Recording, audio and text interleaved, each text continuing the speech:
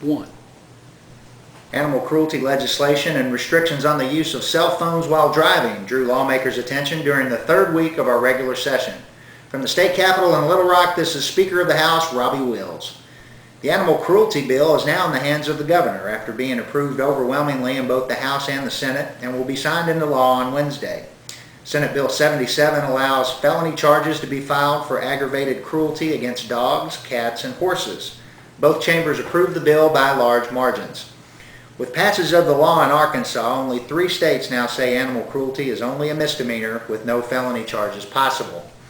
The measure makes the cruelty offense punishable by a maximum penalty of 6 years in prison and a $10,000 fine.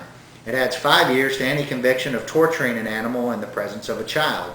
Current law imposes up to a year in prison and a $1,000 fine. Exemptions are for standard animal husbandry and agriculture practices. The bill also states that officials with animal rescue groups do not have arrest powers in animal cruelty cases. It also bans all forms of animal fighting and requires psychiatric counseling for those convicted of the felony charge. There have been several incidents the last couple of years of horses being purposely maimed, dogs being beheaded, and cats being skinned alive. Senate Bill 77 provides the prosecutors and law enforcement officers with a tool to go after these horrible cases. The cell phone bills are House Bill 1119 and House Bill 1013. House Bill 1119 prohibits drivers under age 18 from using a cell phone at all and requires drivers age 18 to 20 to use a hands-free device. House Bill 1013 prohibits text messaging while driving for drivers of all ages. Text messaging while driving is a primary offense, meaning a police officer who witnesses such an incident can make an immediate traffic stop. The fine is $100. The bill is called Paul's Law, in memory of a Jonesboro man who was killed last year in a head-on collision with a car driven by a man who admitted he was distracted while sending a text message. Both bills now go to the Senate. The House also voted to create a separate criminal offense for smothering or strangulation, or the attempt to smother or strangle.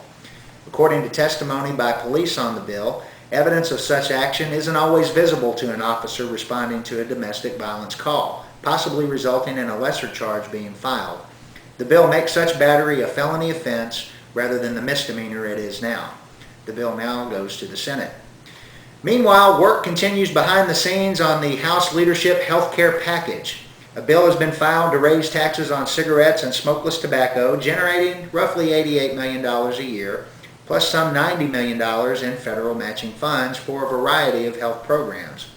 The package includes the creation of a statewide trauma system that would improve emergency rooms and hospitals all across the state. It will establish a satellite campus of UAMS in Northwest Arkansas and increase funding for 59 community health centers, home-based health, the Our Kids First insurance program for children, and a variety of cancer screening programs.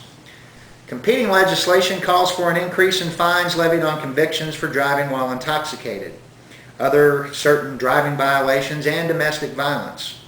However, only the trauma system would be funded under the competing bill. Both sides are still trying to gather support before bringing their bills to committee.